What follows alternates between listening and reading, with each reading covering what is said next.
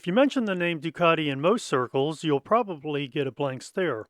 However, among motorcycle enthusiasts, Ducati is known for being a longtime producer of motorcycles and more recently electric bicycles. For a very brief time after World War II, Ducati was involved in photography. It was very brief, producing only two models. It was almost like what do they say? It was a brief moment in time in which Ducati shone brightly and then left the scene of photography forever. This is the Ducati Sogno. It's a small half-frame 35mm rangefinder camera. There have been other rangefinder half-frame cameras, so this is not unique. What does make it unique is its size. It's very tiny. You can see that I can fit it into the palm of my hand, and it's really not much larger than that. The Ducati standard lens is collapsible, and it serves a secondary purpose, which I'll explain later. What set this apart from other 35mm rangefinder cameras is that it had interchangeable lenses, although today they cost a small fortune, and that's the case with most things that didn't sell well and are now collectibles. I can't recall where I found this. This was in pretty bad shape. It did take me a while to get it going. It uses a focal plane shutter, and there's a system in order to ensure that film isn't accidentally exposed. Obviously, from the size of it, it will not accept the standard 35mm cassette because, well, it's just too small for that. You would think that perhaps maybe it could if we look at the bottom of the camera, but in fact, that's not possible. The width of the camera is the same width of a 35mm cassette, meaning that the body itself would have to be slightly larger. It used a proprietary film cassette that you had to manually load the film into, and you can only take 15 shots at a time. So let's take a quick look around this camera, starting with the top deck. So up on top, you have this is actually your film advance. Film advance is on the left side, and rewind is on the right. Here's your shutter speed dial. You have a limited selection of shutter speeds running from 1/500th of a second down to 1/20th of a second plus B. There are no slow speeds. There was no place to put in a slow speed governor or an escapement. So your slowest shutter speed is 1/20th of a second, then plus B, of course. On the back of the camera, it's pretty simple. You have two eyepieces. The one on the right is for focusing, and the one on the left is for taking your photograph. There's also a small engraving here that reads "Made in Italy." On the front of the camera are several things. Well, in addition to some screws to hold on the front plate, your shutter release is on the front. And not only is it on the front, but it is a left-handed shutter release. Or in this case, left finger. You would use your index finger, or that would be the preferred finger. There's a small little button here that protrudes from the front. That is your lens release. There were two standard lenses produced for this camera. Both were the 35mm Vitor, V-I-T-O-R. So perhaps that's pronounced Vitor, but in any case, it's 35mm. And so with it being half frame, keep in mind that that would be an effective focal length of 70mm. Here's the f2.8 version, and there was another one, and this is the f3.5 version. I believe these are coded, but these are single coded. To adjust the aperture, you have to rotate the frontmost portion of the lens. Your apertures are indicated right along the underside of the face ring of the lens. To focus the camera, you can grab the front collar and focus in a traditional manner. Or you can use this small focusing lever, which I think works pretty well for this camera because it prevents your finger from blocking any portion of the rangefinder or the viewfinder. To remove the lens, you simply push this button here on the front of the camera, and then you rotate it counterclockwise. Just use your little lever. While we have this open, I think it's a good time to take a look at how this camera works. As you can see, as you tension the shutter in advance of the film, you don't actually see the shutter curtains, and that is because it uses these barn doors. So when you press the shutter release, the barn doors open,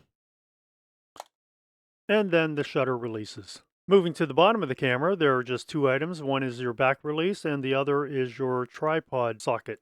Note that it is offset to one side. Not a big deal. Although this camera has some weight, it's not extraordinarily heavy.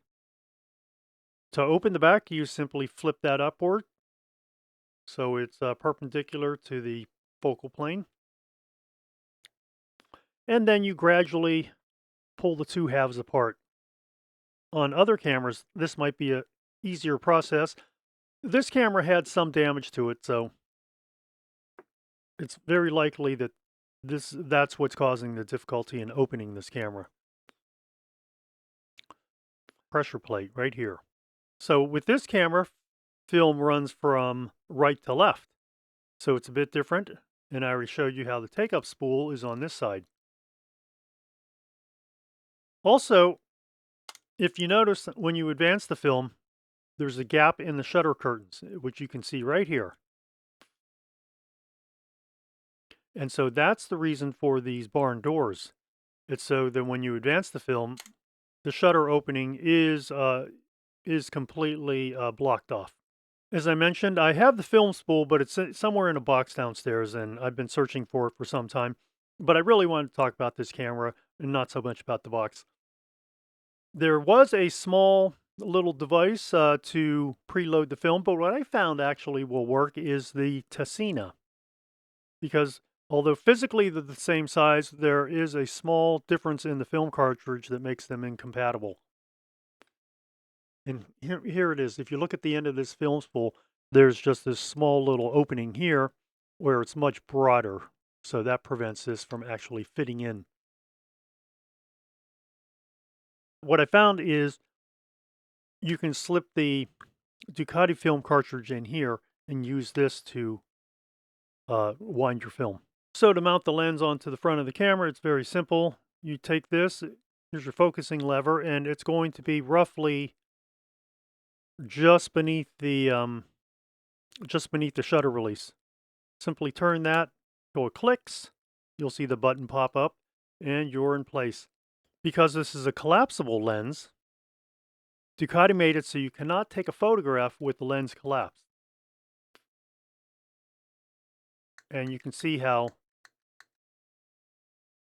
the shutter won't move. So you have to extend the lens, lock it into place. When you lock the lens into place, just hold your focusing lever because it's going to want to turn. Now with the lens extended and locked into place, now you can release your shutter. So let's explain quickly how this works. With the lens collapsed, what happens is it prevents these barn doors from opening. Because the lens is now fully seated inside of the body, so these barn doors, which are just two flaps, will strike this and prevent the shutter from releasing. To replace the back of the camera, it's somewhat tricky. This part of the back right here, it must slide under the front plate of the camera. So you should always take a look at the front when you're replacing the back. And then you have to work it a bit in order to get it back in place.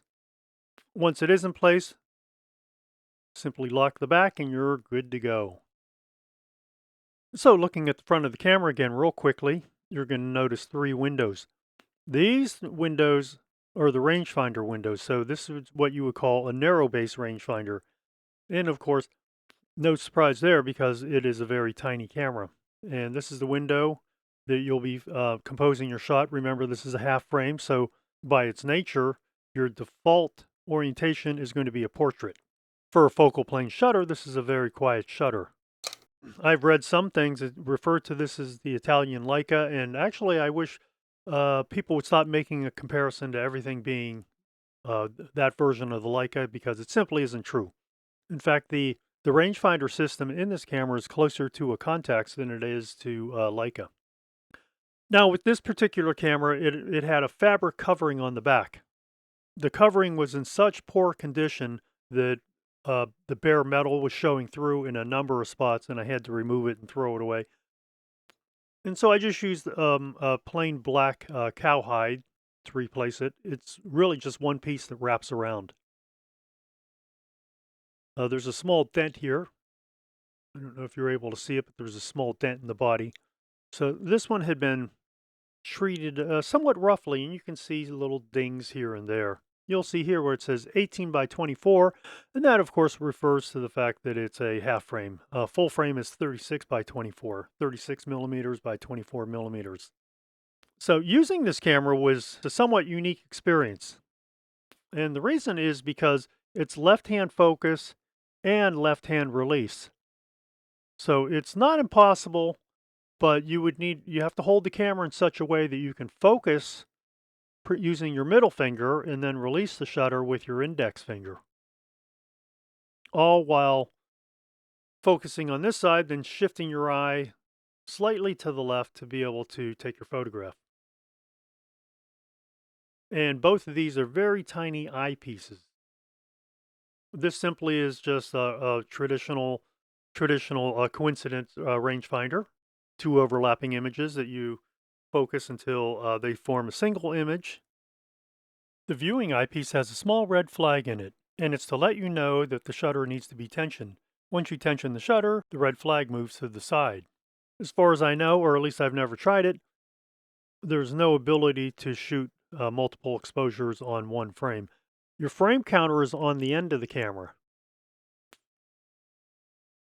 And you reset your frame counter by simply by lifting up on the film advance and then dropping it into place. So then with each photo, as you can see, it increments 1. It's a very unique system. Everything about this camera is fairly unique. Ducati also produced one other camera, the Simplex, and the Simplex is a scale focus camera with no rangefinder. The Ducati arrived before the use of plastics in photography, well, long before the use of plastics in photography. And this is a metal body, pretty much every part of the body, which would include top deck, lens, well, not metal lenses, of course, glass lenses, and brass. So there is plenty of metal throughout the body. Note that there is one little strap eyelet here. There's no strap eyelet on the other side. That meant you would probably have a wrist strap that you slip your hand through. I've never used a wrist strap with this camera. I just slipped it in and out of my bag with care. To give you an idea of just how small this camera is, let's compare the Ducati to several other half-frame cameras, as well as a popular single-lens reflex camera. So here's the Ducati compared with the Agfa Optima Parrot. And you can see compared with the Optima Parrot, the Ducati really is a pretty small camera. How about the Olympus Pen? Compared with the Olympus Pen, obviously the Ducati is much smaller than this camera in every aspect. But the Olympus Pen is not really a tiny camera. They do share the same thing of having interchangeable lenses. Now, how about comparing it with a standard 35mm SLR? Let's go with the Pentax K1000. Compared with the Pentax K1000, now you really get an idea of just how tiny the Ducati is. So, as I mentioned, very, very, very tiny. And so what about the Ducati compared with the most recent half-frame camera, the Pentax 17? Oh, you can see how the Pentax 17 really looks large compared with this camera. Physically, it's large, but I believe this is going to weigh more than this. So let's do a weigh-in of this camera and just get an idea of what its weight is. Okay, so the Ducati comes in at 13.9 ounces. You could say 14 ounces. In fact, if there were a film cassette in here, it would be 14 ounces. How about the lenses? What the lenses? So the body without the lens comes in at 11.5 ounces.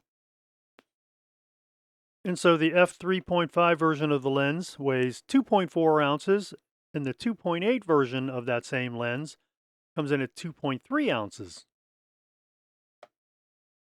So that means the faster lens actually weighs less. That's a very curious finding because you would expect a faster lens to have slightly more weight simply because there's more glass. But in this case, not true. How about these other cameras? Here's the Agfa half-frame camera. It comes in at 14.7 ounces. So that is actually sort of close in weight to the Ducati. I think the Ducati weighed 1 ounce less. which gives you an idea. Despite its small size, it's a very solid camera. Obviously, the Pen F is going to outweigh both of them. And it does. And it comes in at 1 pound, 5.4 ounces, or 1 pound, 5 ounces. And we know that the Pentax K1000 is going to have significant weight. And it's 1 pound, you could say 1 pound, 12 ounces. Now, what about the Pentax 17? The Pentax 17 comes in at 10.8 ounces. And that's not a surprise because this has a composite body that is plastic or some type of plastic. It weighs a few ounces less than the Ducati. But that was not a surprise. I fully expected the Pentax 17 to weigh less. My final rating for the Ducati Sogno is 8.8. It's a very well-made camera, and it's sort of a shame that Ducati never branched out and tried to produce other cameras. I think Ducati did a really nice job in designing this camera. It packed a lot into a very tiny body, obviously. I always sort of wonder why they made a half frame. This was before the half frame craze really took off, so it wasn't in response to market demand. It was just a decision for them to create this tiny little camera. Overall, the construction of this camera is very impressive, with a lot of attention focused to the rangefinder system. As I mentioned, it's very unique and it works very well. If you happen to come across one of these cameras, just pick it up and see what you think of it. I rather like it. It's like I said, I think it feels a bit small in my hands, and it's pretty well pointed overall. And that brings us to the end of this video.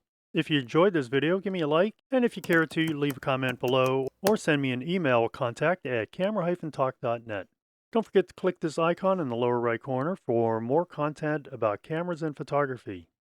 And I hope to see you on the next video.